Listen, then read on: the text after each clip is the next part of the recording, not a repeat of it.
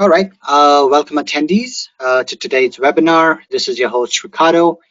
With me is Cesar Giomini and Ashok Patel. Hopefully I got the name right. Yeah, that's And good. all right, so today's webinar is on pedestrian safety simulation with SimManager.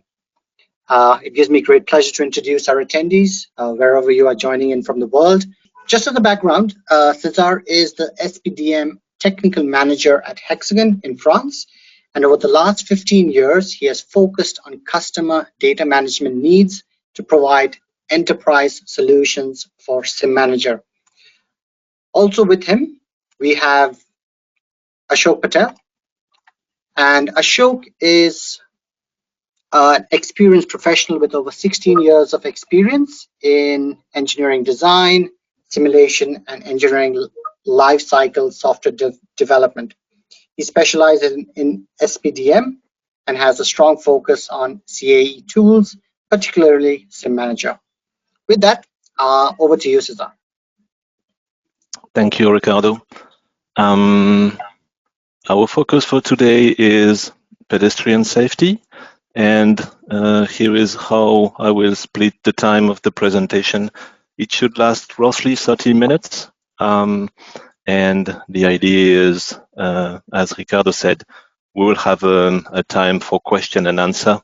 I will be happy to answer all those questions at the end. So first, I will present what is pedestrian safety. You have to know that I'm not an expert on this domain, but I will try to share what I learned on this, and then I will explain you, or I will show you what we can do for this case study in the SimManager new user interface. So there's a clear fact that there are a lot of casualties, injuries, and fatalities in Europe, at least on pedestrian. We are talking about, usually when we talk about road user protection, we often think about crash tests and occupant safety. But since something like 25 years now, the pedestrian safety plays a major role in the regulation like Euro NCAP, China NCAP, and the equivalent in the US and all over the world.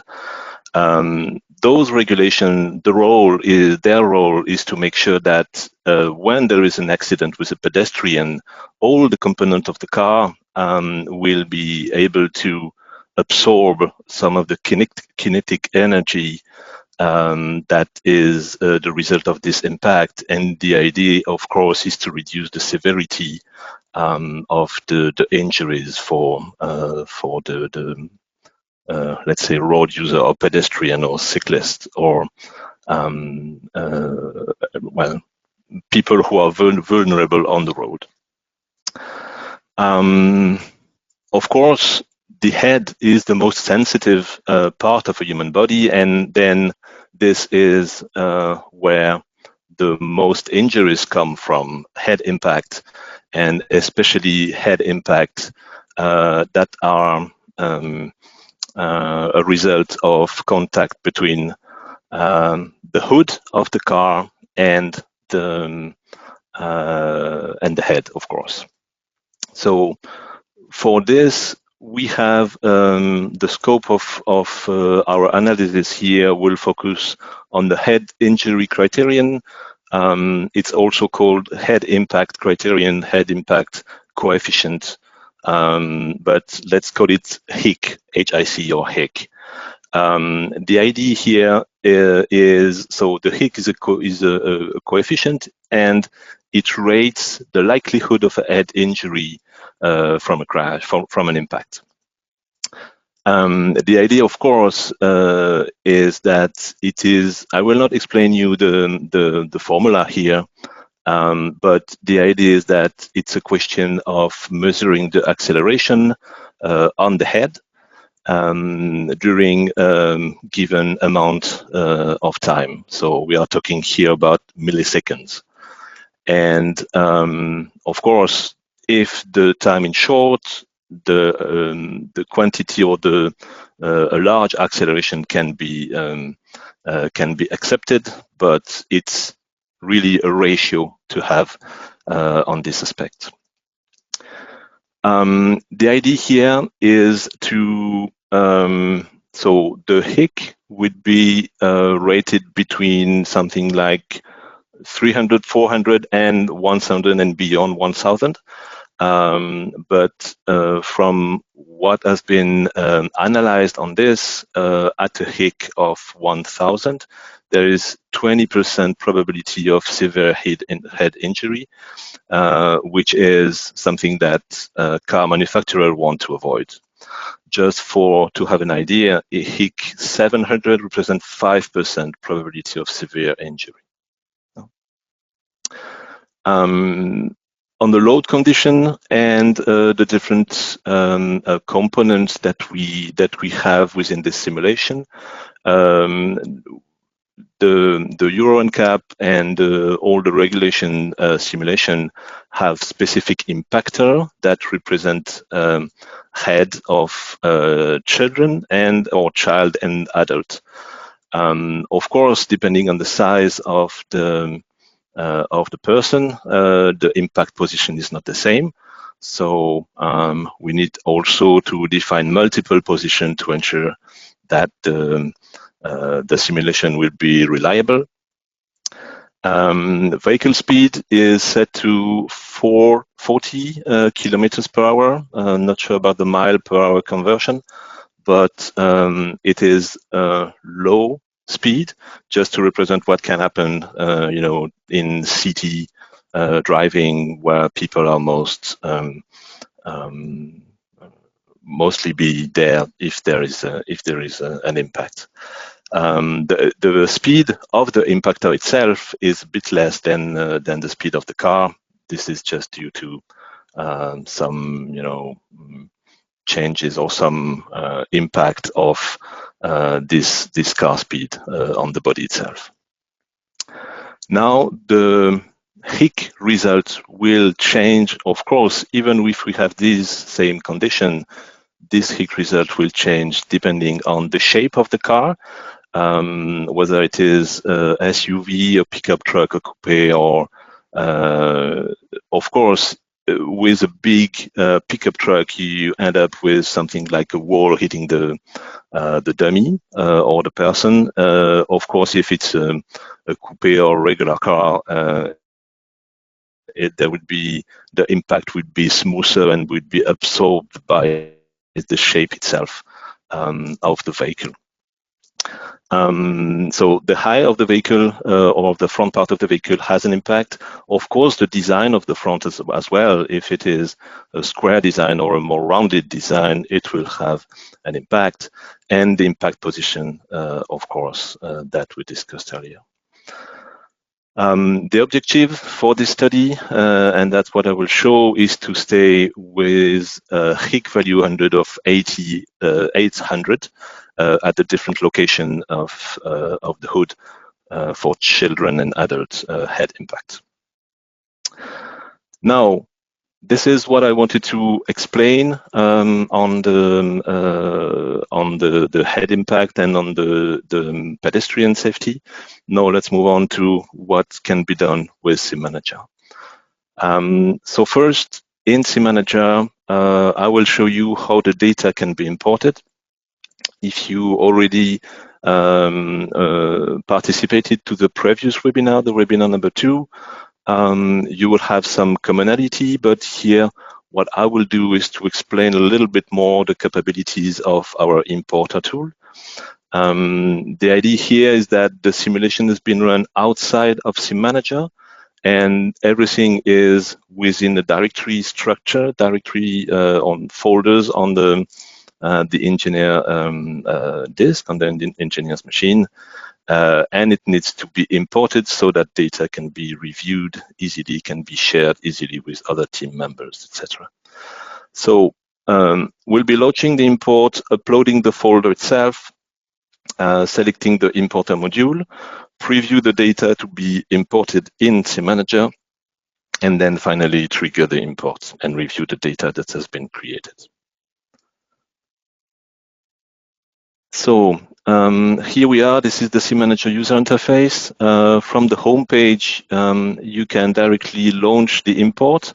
And you see on the right side that there are 4 different steps. The first one being selecting the directory. I have a directory here that has been prepared with 5 different versions or 5 different design of the hood. That's our focus for today. And each hood, for each hood, we have multiple points that have been calculated. And for which a HIC value is there. So you can see that with just drag and drop, we can have the directory structure directly displayed in the SimManager UI. We can display it in the list or in a tree mode. The idea here is that we have folder structure plus all the files. We have specific colors for files depending on their type. We have pictures here, we have curves, and we have just values which contain the X values CSV file. We can very easily say, okay, I want to remove some of the hood versions. So here in this case, I will remove the version 4 and version 5 because this is just work in progress data. I don't want to publish them. So this is something, even if you select them during the import, this is something that can be done directly in this UI. Something which is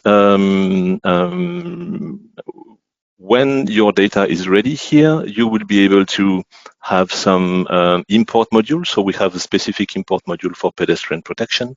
But first, if you want to double check that everything is okay, you can filter, you can have this search tool to filter the data inside the list that will be published. So we can see easily whether it is on file type. We can filter for CSV. We can filter for file names and so on and so on.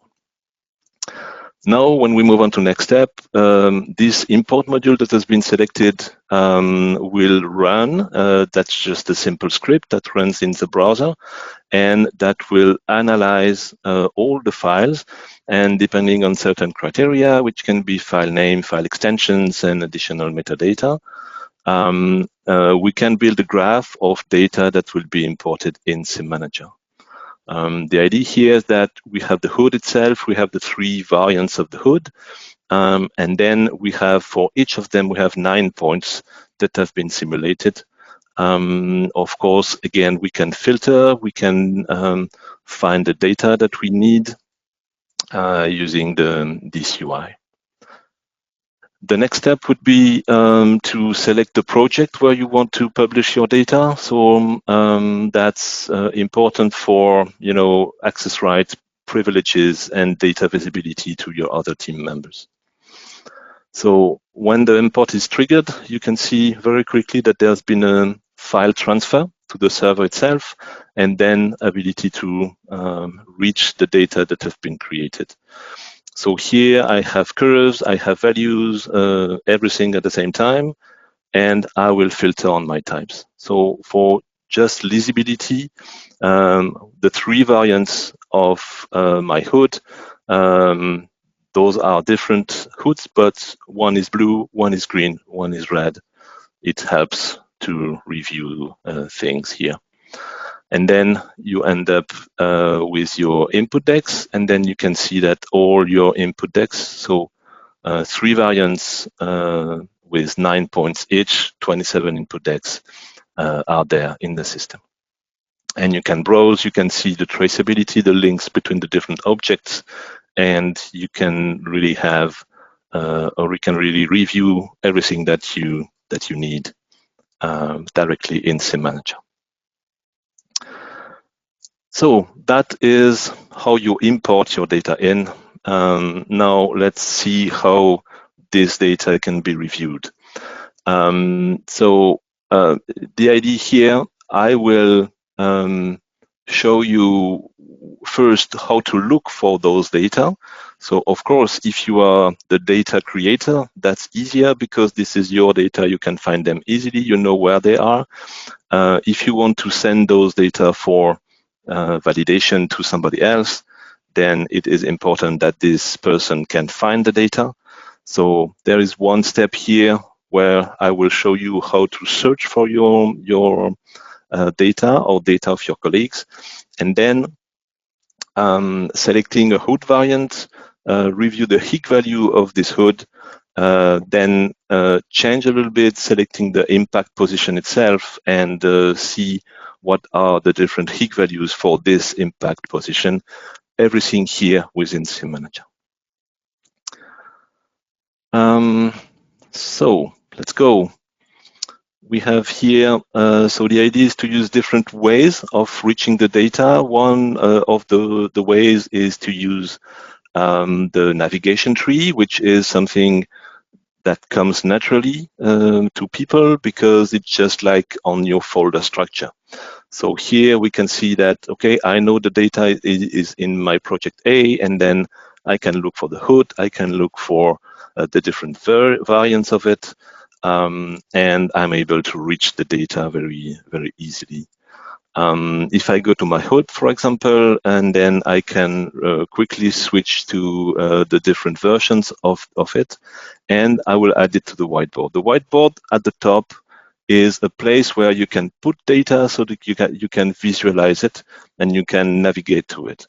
This is something that gets sticky to the head, to the top of the browser itself, of the page. Of course, you can close it if you want, just like you can close the tree, or you can collapse and expand the tree. Now, second way of reviewing data, you have dashboards. Here I put something which is called recently created input decks. So I have them all in my dashboard, but you can see that I have more than what I want. So I have a bit more than or close to 200. So what I will do is just use the filters, so I can filter and see only mine. Again, same mechanism. I will just select them, add them to the whiteboard, and I can access my data.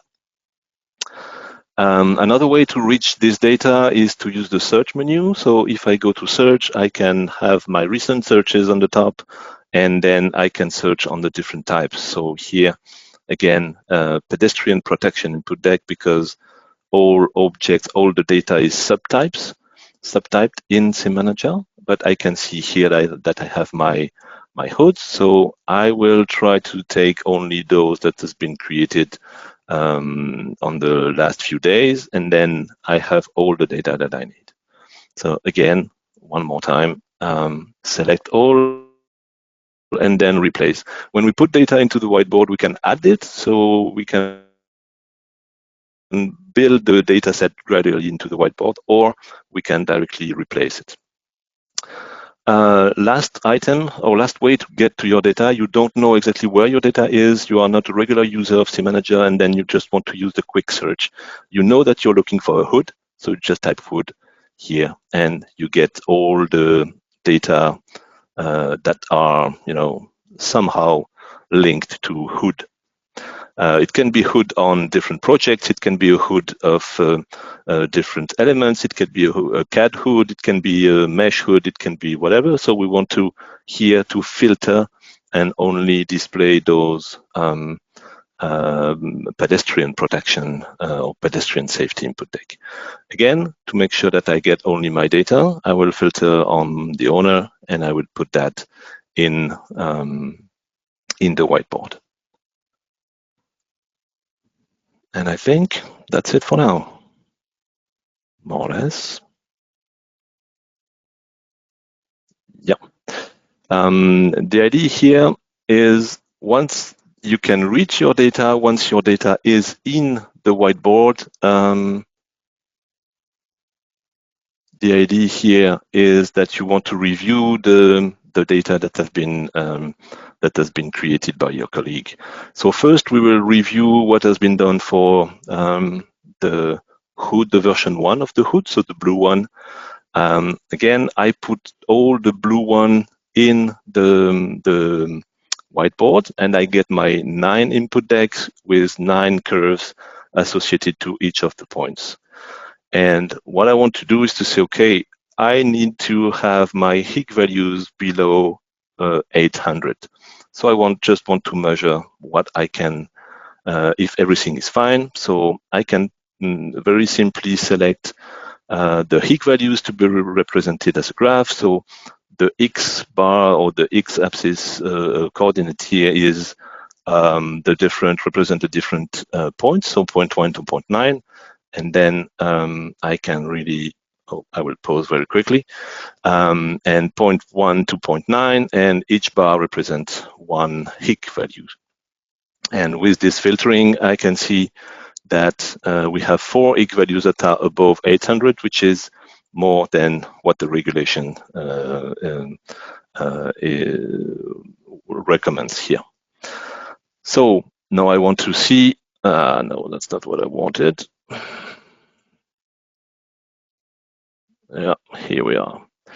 Now I want to select my second variant of the hood, so the red one, and same when I replace my data into the whiteboard, I get exactly the same display but with different data. So here it's only my my red one, so version 2, and I can see that I get 3 different points where the Higg value is above what we want, which is 800.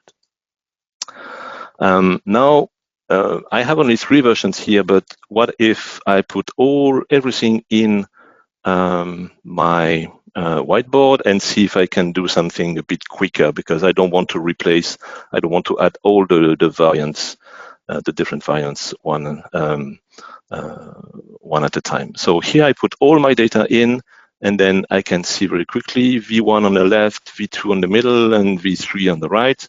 And after filtering above 800, I can see that I have my V1 here. I can also filter on the right side, and I can see the V2 and also my V3. V3, I can very quickly see that there is no points above 800, so it looks like my V3 design could be the good one. Now, I'm not 100% sure of it, and I've identified before that some of the points are above 800 for other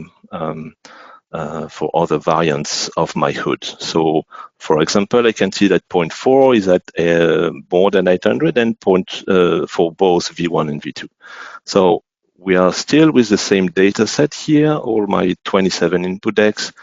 And I want to say, okay, I want to show only my point 4 for all those 3. So here, instead of having 1 bar per point and per variant, I have filtered and I have only 0.4, which makes me happy, because I can see that the 0.4 for the V3 is also below. Now I want to double check, and my 0.4, I have also acceleration curves, which I can also display in the SimManager UI. So with the same data set, you can just switch between value compare to curve compare, and this is something that can be done very quickly to make sure that what you have identified with Higg value can be correlated with the acceleration curves directly in the SimManager UI.